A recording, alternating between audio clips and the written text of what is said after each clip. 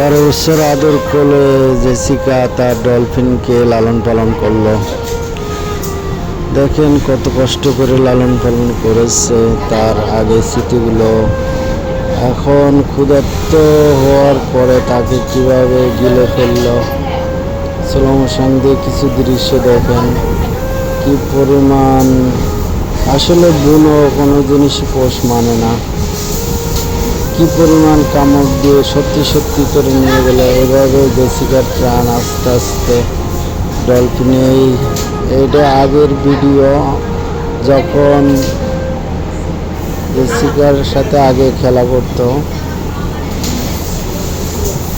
দেখেন আগে পুরো গালের ভিতরে মাথা ঢুকিয়ে দিলেও কিছু বলতো না, হঠাৎ করে যে কি হলো তাকে পুরো গিলেই ফেললো।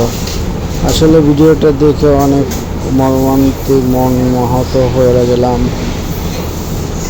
বুনো জানোয়াররা বা বুনো প্রাণীরা কখনোই পোষ মানে না, তার প্রমাণ